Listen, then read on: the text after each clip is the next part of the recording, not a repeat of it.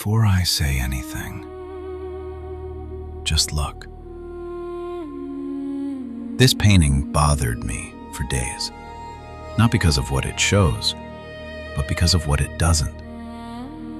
At first, it seems straightforward: an execution, a soldier, a prison guard, a grieving woman, two prisoners watching from behind the bars.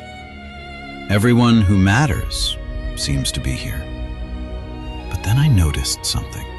The person responsible for all of this is missing. The man who ordered this execution never appears. Caravaggio doesn't paint the face of power. He paints its consequences.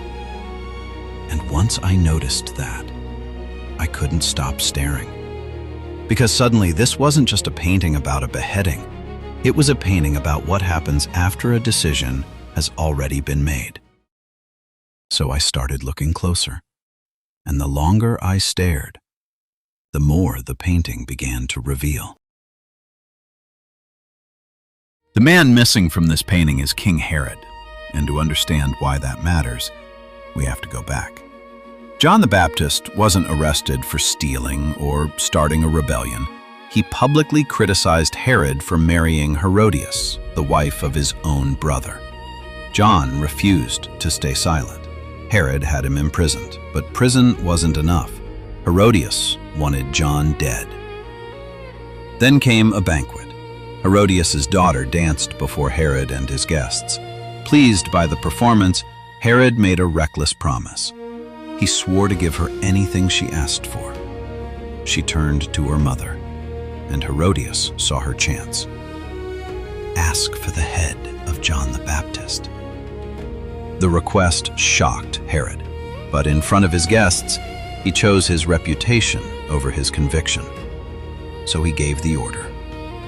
And somewhere, inside a prison, an executioner picked up a sword. Most retellings of the story end there. Caravaggio begins there. So, let's stare a little longer. The first thing I noticed was the executioner. At first, I thought the sword had already done its job, but look again. He's reaching for a dagger. Why? Because the first blow wasn't enough. John is still alive. Caravaggio doesn't paint the moment after death. He paints the terrible moment before it. Then I started looking at everyone else.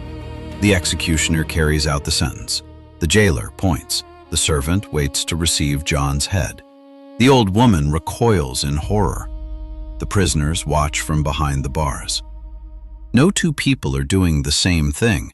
Everyone has a role, and yet, the man who made all of this happen is nowhere to be found.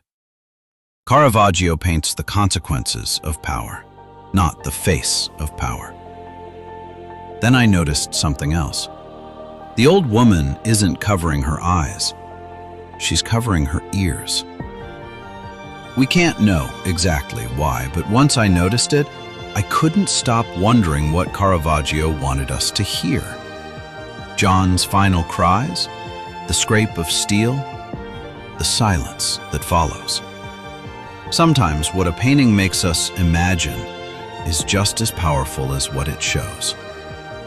Then my eyes drifted to the two prisoners. They're trapped behind bars, forced to witness something they cannot stop. And after staring at this painting for so long, I realized something. So are we.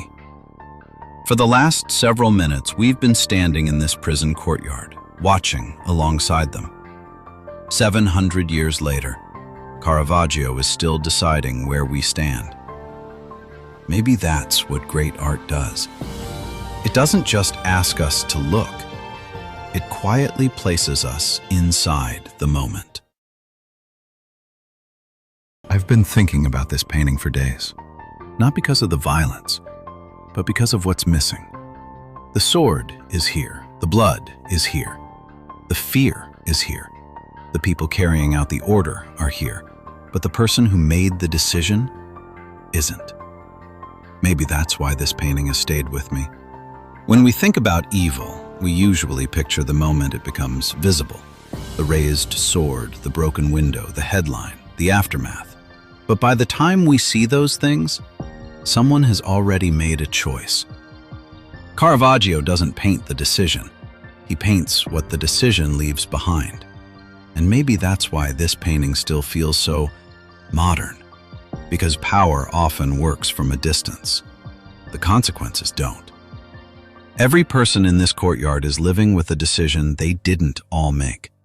The executioner, the jailer, the prisoners, the grieving woman, John himself. Different roles, the same moment.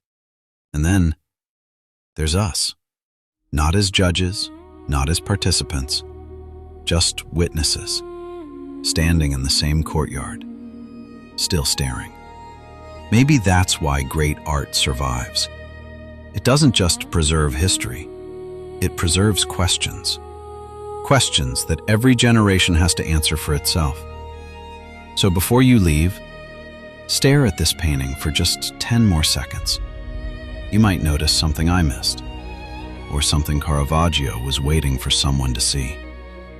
700 years later, we're still here, staring at art.